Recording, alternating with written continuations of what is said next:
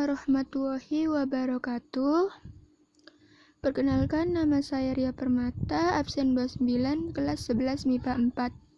Di sini saya akan menjelaskan tentang mekanisme impuls saraf melalui potensial aksi dan sinapsis. Yang pertama, saya akan menjelaskan tentang mekanisme impuls saraf melalui potensial aksi.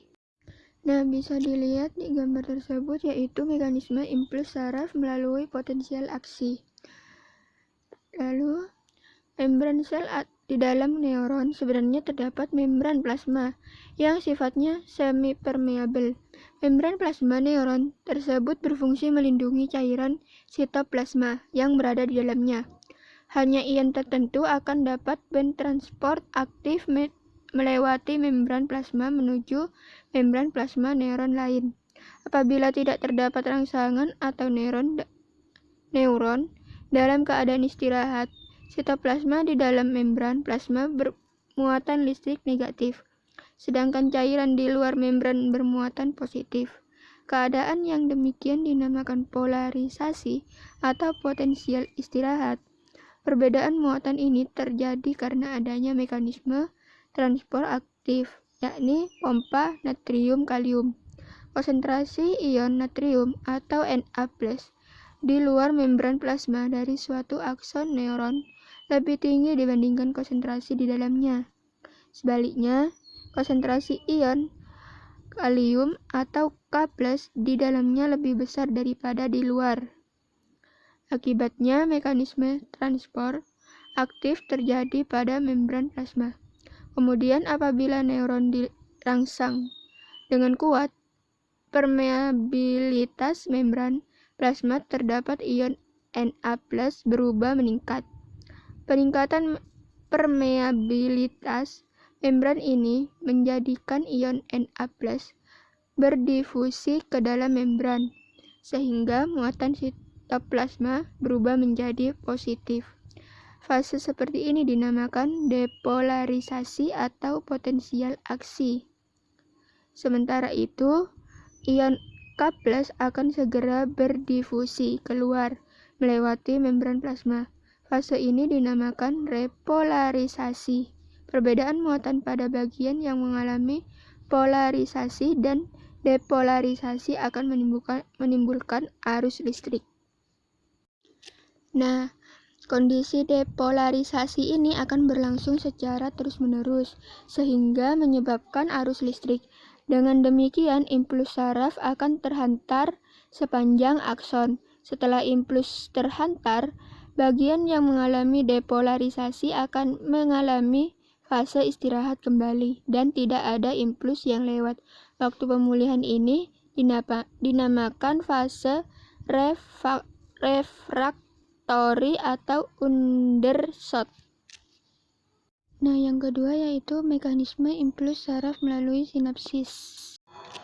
Mekanisme dan prinsip Anda telah mengetahui bahwa rangsangan yang diterima sel saraf dapat berasal dari dalam tubuh maupun luar tubuh. Rangsangan yang merambat disebut impuls. Perhatikan gambar. Impuls diterima oleh reseptor, kemudian akan dihantarkan oleh dendrit menuju badan sel saraf. Saat impuls sampai pada akson, impuls akan diteruskan ke dendrit neuron lainnya. Pengantaran impuls dalam sel saraf seperti halnya jaringan komputer. Sistem saraf mengirimkan sinyal-sinyal listrik yang sangat kecil dan bolak-balik dengan membawa informasi dari satu bagian tubuh ke bagian tubuh lainnya. Sinyal listrik tersebut dinamakan impuls atau rangsangan. Ada dua cara yang dilakukan neuron sensorik untuk menghantarkan impuls tersebut, yakni yang pertama, penghantaran impuls melalui membran sel atau membran plasma atau konduksi. Yang kedua, penghantaran impuls melalui sinapsis atau antar sel saraf.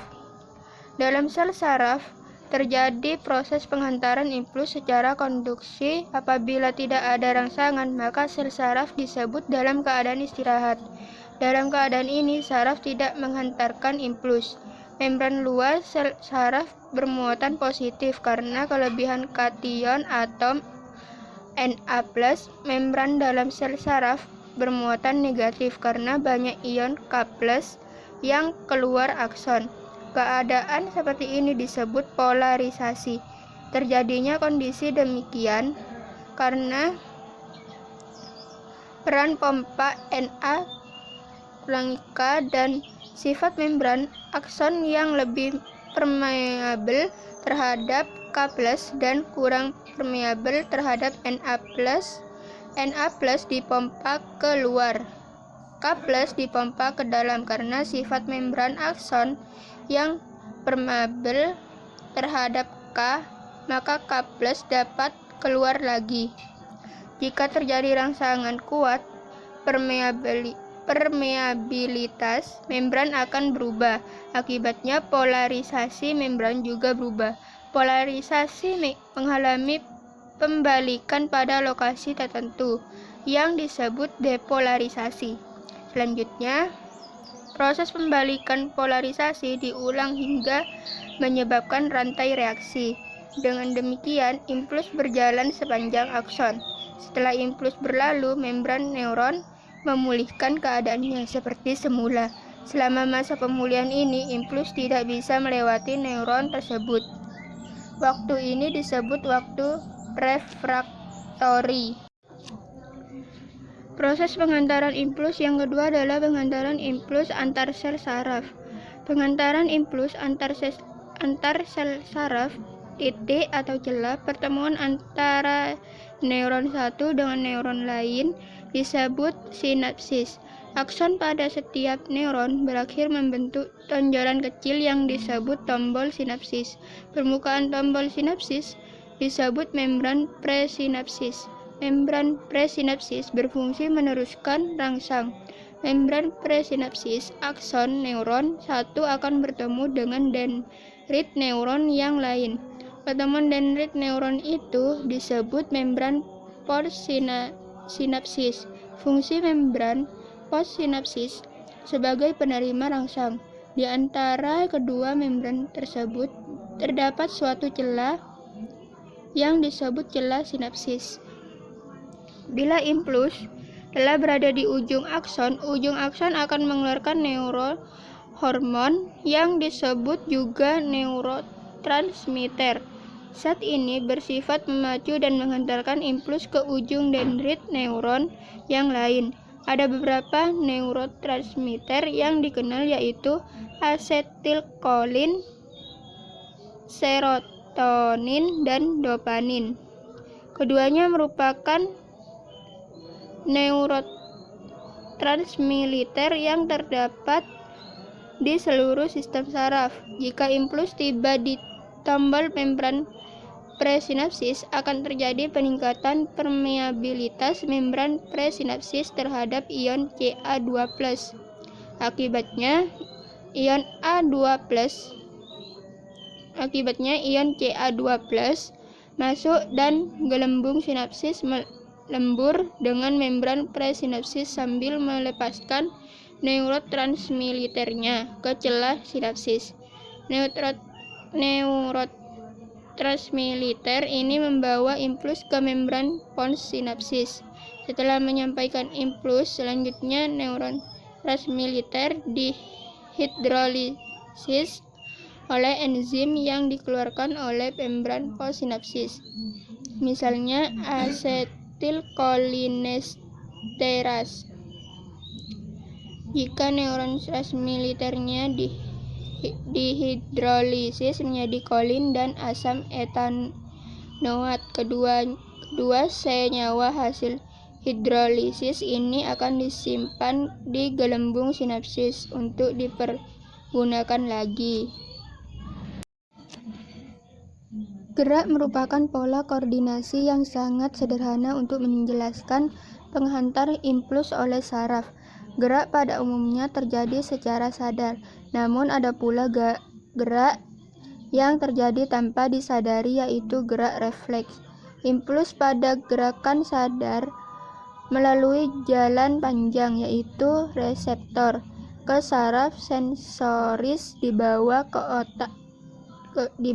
otak untuk untuk selanjutnya diolah oleh otak, kemudian hasil olahan oleh otak berupa tanggapan dibawa oleh saraf motor sebagai perintah yang harus dilaksanakan oleh efektor.